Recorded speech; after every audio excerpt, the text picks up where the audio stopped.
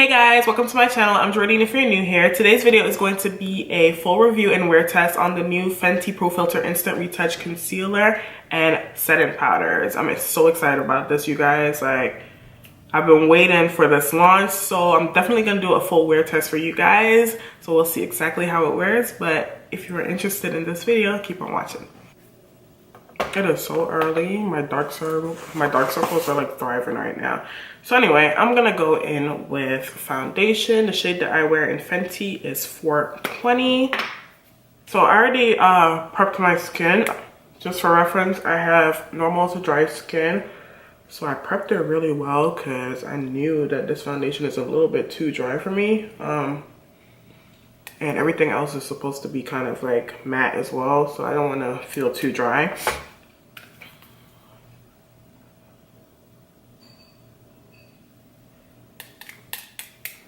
So I started off with 1.5 pumps.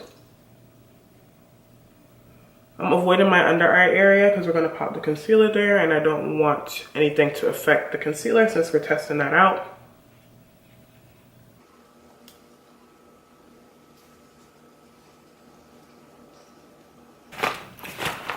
So I have this bag of goodies. Look, I spent some money, okay? Spent some money. So I bought 2 concealers and 2 powders, and we're gonna test those out. So these are the 2 colors that I had. I picked up 420 and 485. So let me just swatch those for you guys. 420.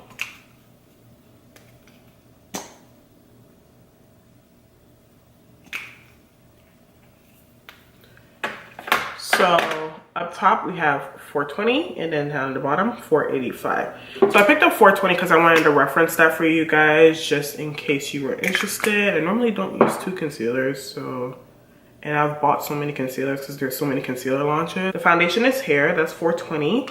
420 in the concealer and 385 in the concealer. So I'm gonna go ahead and apply 420 so that you guys can see what that looks like. And since I'm going to be doing 2 concealers on my eyes, so I'm not going to put too much. So yeah, I think that's enough. I like this applicator. It's kind of like slanted. Okay. And this is pretty creamy.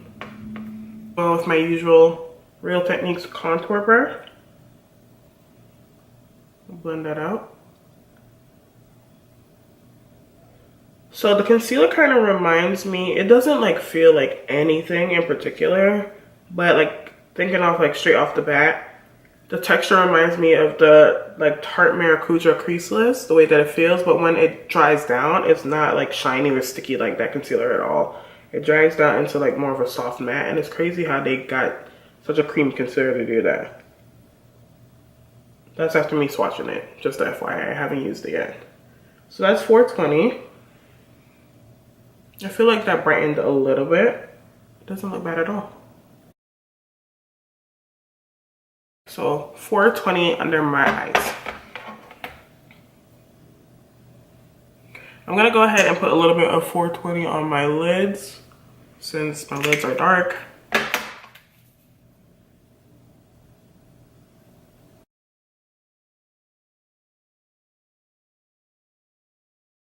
I'm gonna go in with a little bit of 485 now to brighten up a little bit more.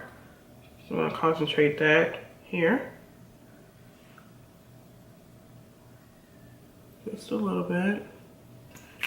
That should be enough. So it's definitely more medium, like buildable concealer. I don't think it's like complete full coverage right away.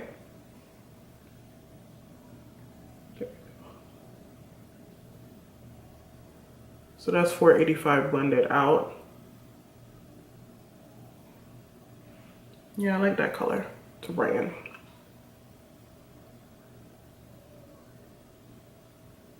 I'm just gonna go in with a little bit on my chin, center of forehead, bridge of my nose to highlight.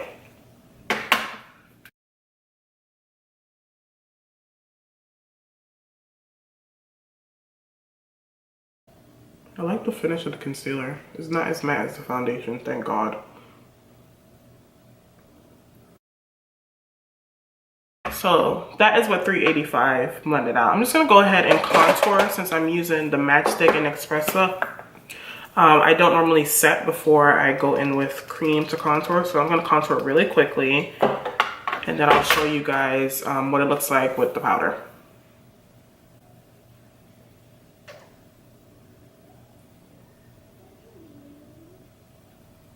This is the contour and the concealer without being set.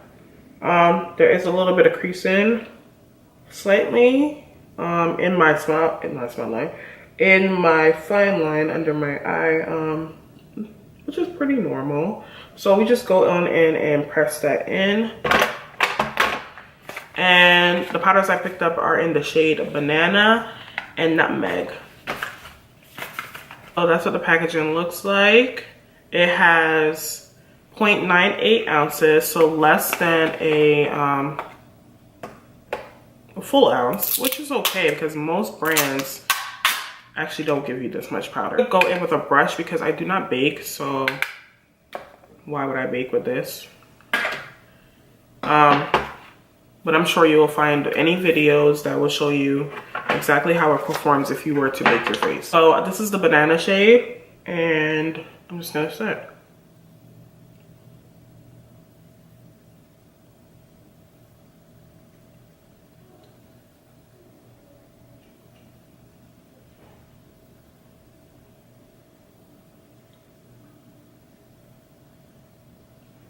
So it's definitely brightening and smoothing.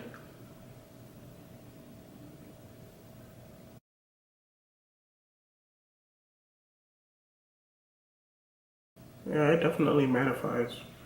Whoa, okay. Just gonna brighten other areas.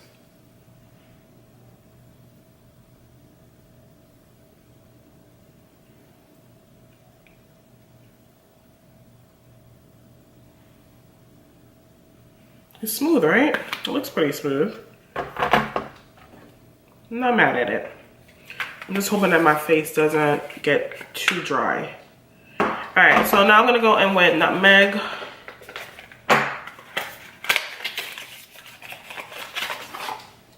And just an FYI, it does come in the box. Don't throw away your box. It does come with a little cap so that you can close your powders.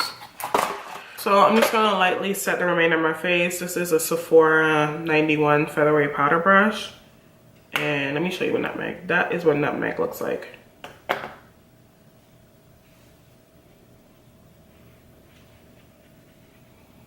That's a good color. So I like to keep like my cheek area pretty radiant, so I'm not gonna set that too much.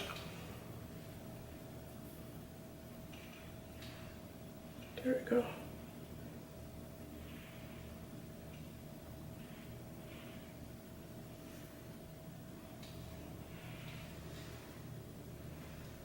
That's soft. Oh, I think my skin looks really nice. It does have a slight scent to it, by the way. It's not overwhelming like some people's powders, but it feels pretty nice. So this is what my face looks like with just foundation, concealer, and powder and contour. I think it looks really good. Just an FYI, this is what the shades look like after the foundation has dried down. So it saw how it got a little bit darker. 420 is a slight bit lighter, and then this is 385. So I'm gonna complete the rest of my makeup, and then I'm going to give you guys some thoughts and like price points about each product. This is what my complexion is looking like. I actually really like how it looks, to be honest. So the concealer is $26. It comes in 50 shades, as you all I'm sure knows. It's supposed to be a creamy longwear crease-proof liquid concealer that is supposed to feel light as weight, medium to full coverage, that brightens under eyes and conceals blemishes and redness. It is basically the cure. So it's supposed to be paired with your Pro Filt'r foundation. And then the powder comes in 8 shades and it retails for $32. And then this one is supposed to be a super fine weightless loose setting powder that comes in 8 sheer shades to perfect and extend makeup wear for a filtered photo ready finish on the lock, and it's supposed to be flashback like resistant, so no flashback. So I'll take a flash picture and I'll insert it so that you guys can see exactly what it looks like. But I do like how this looks. So yeah, I'll definitely show you guys what it looks like in natural sunlight. We're doing a full wear test today so that we know exactly how this product performs, these products perform. Okay, so we are outside in natural light, and this is what my complexion is looking like. I've had it on for about an hour and a half. Slight creasing, but it looks fine. All right, you guys, I am back. It's the end of the day. It's around 9:30 p.m. I've had my makeup on since around 7:50 a.m. So around 13 hours of wear. So my makeup is expired. It's done. I need to take this off. So let me zoom in so you can see my under eyes. I'm not in my usual setup, but this is what my under eyes look like. So yeah. So I'm trying to get this video up for you guys. It's been 13 hours, so I think I have a good idea of how exactly this concealer is wearing. I'm sure you guys have seen that my under eye has creased. And then this is what my overall complexion looks like. So I actually like the way that my complexion looks. I think it looks really nice and natural and a slight glow to it. You know, it looks very smooth. It looks very smooth. I think it looks good. My concern is my under eye area. It has creased. I think I have concealers that perform a little bit better. So I don't want y'all coming for me, but at the moment, this concealer is not claiming to be as long wearing as I thought it was going to be. And I'm not sure if it's the setting powder that, you know, affected the way that it's wearing under my eyes. So I'm definitely going to try another way. I set my concealer just using my brush, a dust of powder. I do not bake my under eyes. I do not use a damp sponge.